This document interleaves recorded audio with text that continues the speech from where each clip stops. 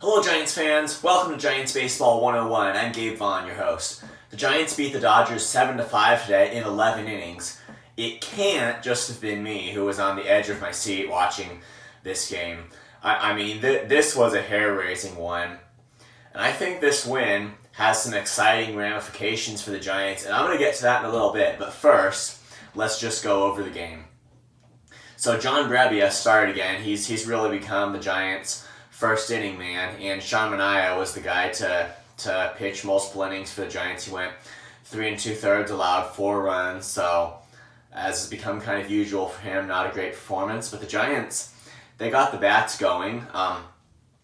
Included a home run from Wilmer Flores in the 7th, but they were behind 4-3 in the 8th with runners on base, and Thairo Estrada just did some situational hitting, got the bat on the ball at the right time, hit a sacrifice fly to bring a runner home and tie the game at 4 runs apiece. Then Casey Schmidt singled in the Giants' 5th run of the game, put them ahead 5-4. Tyler Rogers pitched a scoreless bottom of the 8th inning. And at the top of the 9th, the Giants, they threatened, but they didn't score. And Camilo Doval came in to pitch the bottom. He got into trouble, and ultimately Freddie Freeman hit a single off of him for the Dodgers to tie the game at 5-5. So he had 1 out and 2 runners on base with the threat of the Dodgers getting that run home and walking it off. But the Giants got a huge out on Mookie Betts when he tried to steal third. They caught him stealing, so that was just huge, getting Betts on that steal attempt. It's one of the biggest situations in baseball, those 9th innings when there are runners on base. That's just what it was there for the Giants. But after getting Betts, Doval ultimately escaped the jam there.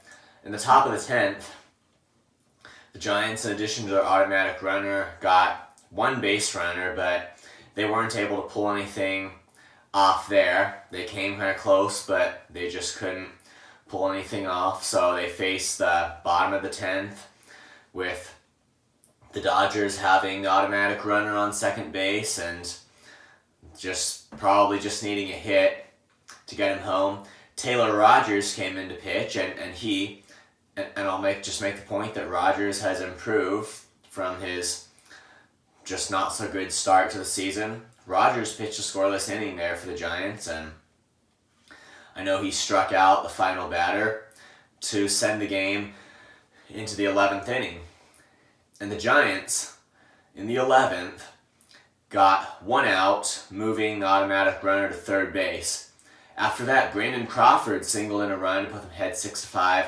Then Austin Slater singled in a second run to put them ahead 7-5 in the 11th inning. Just a huge improvement from the way they used to play extra inning ball, right? They go to the bottom of the 11th, and Jacob Junis came in to pitch. And Junis, his overall ERA hasn't been great this year, and he's been used just often as a multi-inning guy in low-leverage situations for the Giants. So that was one of the hair-raising parts of the game. How was he going to perform now when he was coming in to get a save in a 2-run situation with a runner on second base?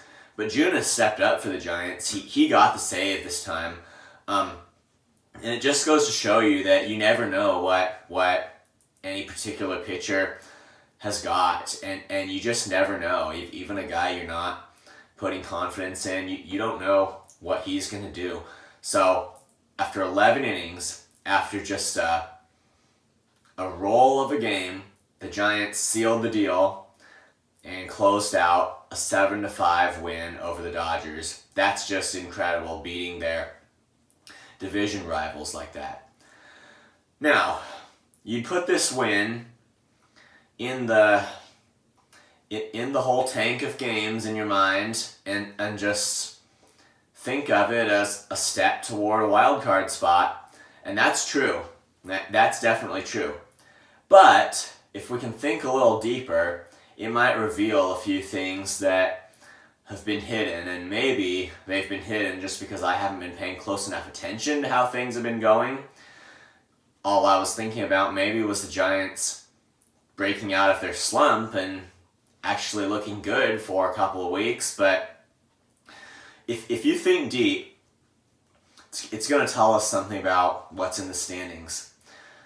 And you remember, the beginning of this season, I was saying, and I was just trying to be honest, I was saying that the Giants just had very little chance of being in any serious contention for the division, just with obviously facing the Dodgers and the Padres and all that, particularly the Dodgers just being the team that like wins it every year, and I expected that to be the outcome again in 2023.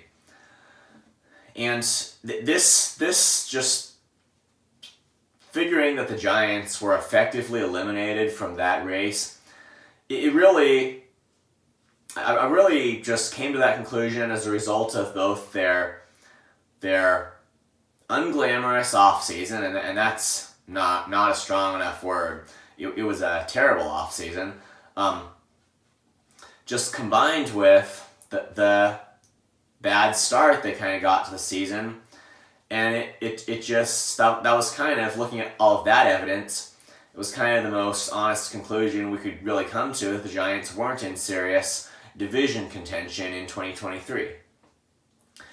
And I think that was what we expected. They need to basically lock down a wild card spot, and then they just have to, that's their path into the playoffs, and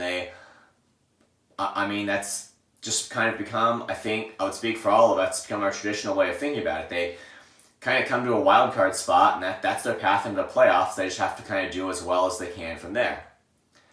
But this big gap between the Giants and the Dodgers is getting a lot smaller than we maybe would have expected to see when we came up to this point. The Giants, over the past few weeks, have really picked things up. And now they're on their, let's see, it would be their 5th straight win, and they were on a winning streak before dropping those two to the Cubs. They've really picked it up. The Dodgers' record, interestingly, looks a lot more normal than we're used to seeing. They're still a really tough opponent, don't get me wrong there. But the Dodgers' record is looking a little bit more normal than usual. In fact, you look at the two teams' records, the Giants are 37 wins and 32 losses, the Dodgers are 39 wins and 31 losses. You take a look at those two records, and they're comparable. This is a new piece of insight to me. This comes as a new realization to me. I did not wait to make some kind of announcement like this when the Giants locked down a glamorous win over the Dodgers like they did tonight. Maybe it's just I wasn't keeping up with things, and I mean, you wouldn't expect me to necessarily make it a priority to look at all those statistics and standings when we're really just coming off the thought that the Giants are just hanging on for dear life. So this, if it sounds kind of shocking, it is to me too. I looked at the records of the two teams and realized this. The Giants and the Dodgers records, they're very comparable. And now you're probably thinking, like, are you saying there's a chance that maybe, I'm not done yet. If the Giants were to sweep the Dodgers, if they were to take both the games tomorrow and Sunday against the Dodgers and make this series end in a sweep, and that would be a difficult thing to do. I'm not saying that would come easily at all. That would be a huge challenge. I'm not denying that. But if the Giants somehow were able to take all 3 games of this series, they would actually find themselves a half game ahead of the Dodgers in the standings. It sounds crazy, but it's true. That's within the Giants' grasp right here.